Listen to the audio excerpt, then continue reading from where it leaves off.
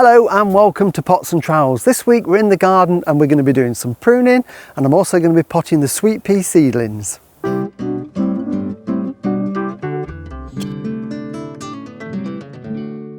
We're going to start by looking at rose bushes, and if you remember last autumn we did a little bit of pruning just to reduce the height of the roses. This is a shrub rose, but the main pruning I always like to do in March when the buds are actually starting to grow. Some people prune earlier and you can often get away with it, but I always think if you prune too early and get too much growth and then we have a really cold March or April, which we can still get, then that growth can be damaged. But by now we're into March, we should be okay.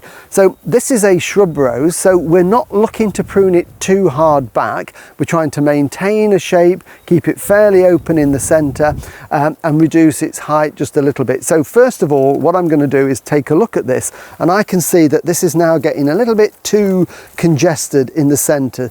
We've not got a lot of airflow, and airflow is good to help with disease resistance or preventing diseases such as black spot and rust. So I'm actually going to take this branch out completely because it's growing into the center and causing it to be congested. I'm going to work my way around it and just prune down by about a foot or something, ideally to an outward facing bud. There's a good example there. I'm going to prune to that bud there. So what I'm doing is a shaping exercise as I go round this shrub rose. And again, if I feel that something's growing in the wrong place or it's too congested, like this one here, I will take that one out just to create that open area in the center. It really is important with any sort of plant where we can have problems with disease. So this is again a weird shape, so I'm going to actually take that one out completely, because if I do that, then this growth here will replace it and fill the gap. So, you know, don't worry about taking out some of the old wood if you think it's outlived its life.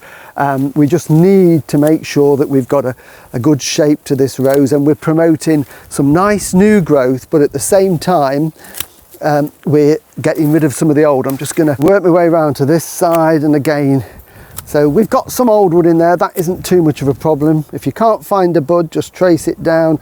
There's a dormant bud there. One of the things people often worry about when they're pruning is you've got this lovely new growth that's already made a couple of inches of flush of new growth there, and they think if they cut that off they're going to harm it. But with this one, I've cut it down to a dormant bud. There's the bud there, you can just see it.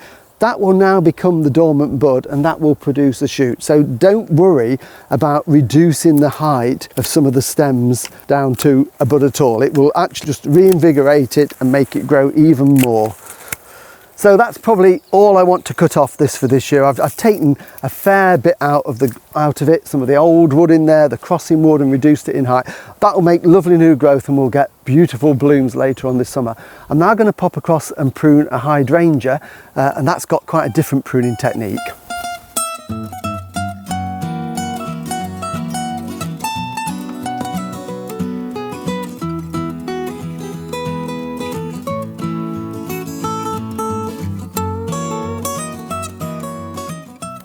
When it comes to hydrangeas, one of my favourites is Annabelle. To give it its proper name, it's Hydrangea arborescens Annabelle, and this is the one that has those lovely big white heads in July and August, almost the size of a football.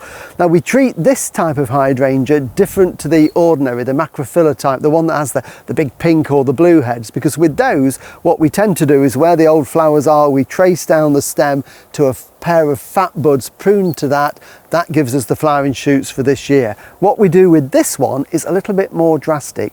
I left it over winter because I wanted the old heads, but these have now been shredded by the wind and the rain, so it's time to cut them down once we get into March. So what we're going to do with this one is we're literally going to cut everything down to ground level. So if I go down here, we can see these, by the way, growing, these are all alliums that have self-seeded, and it works really well because when I've cut this down, the alliums will grow and flower, and by the time the alliums are finished, we're getting the hydrangea growing back. And literally what I'm going to do is just snip these off with the secateurs right the way down to ground level. So it's really simple, you can't go wrong.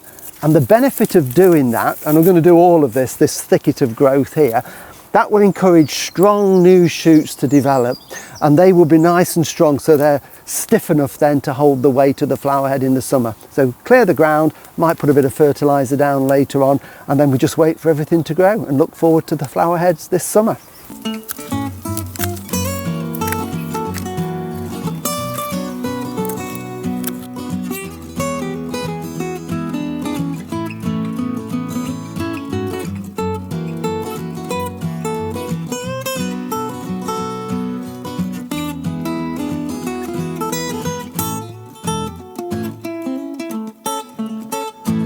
Well, finally, I thought I'd come inside where it's a little bit warmer. Trouble with March is we're getting a bit of sunshine, but it can still be really, really cold.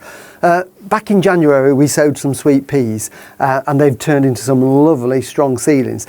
If you haven't sown them, there is still time. If you sow sweet peas now in March, they'll flower from July onwards, so you'll get late flowers. So you've not missed the boat if you haven't done it.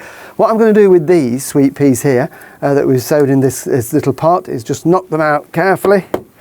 And then you can see they're starting to make a nice root ball here. And before they get too big, I'm going to pot them individually. You don't have to do this, but it gives you much stronger plants and you'll get much better flowers through the summer. So I think it's worth doing. So I'm just pulling them apart individually like that.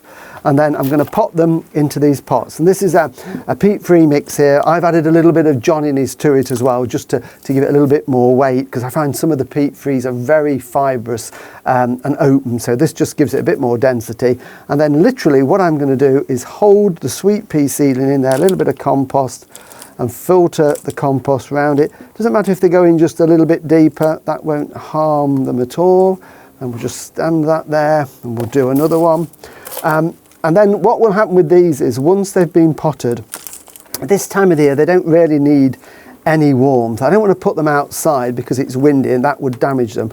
But if you've got a cold greenhouse or a cold frame, that is absolutely perfect for them. Just keep them moist, not over wet, and they will soon make a really good root system and go away. One more thing we're going to do just to finish off, to get them to branch out a little bit instead of making just one single stem, I'm going to pinch out this growing point. And the growing point is literally the tip there of the growth. So watch the leaves up and then just with your finger and thumb, just pinch that off. That will make these little side shoots grow. So instead of one stem, we're going to finish up with 3 or 4 and even more flowers this summer. Well, thanks for watching Pots and Trowels again, and I hope it's got you in the mood to get out in the garden and do some pruning, or in the greenhouse and do some sowing. Join us again next week when I'll be doing some pruning of the dogwoods, which we grow for their winter stem colour. See you then. Bye.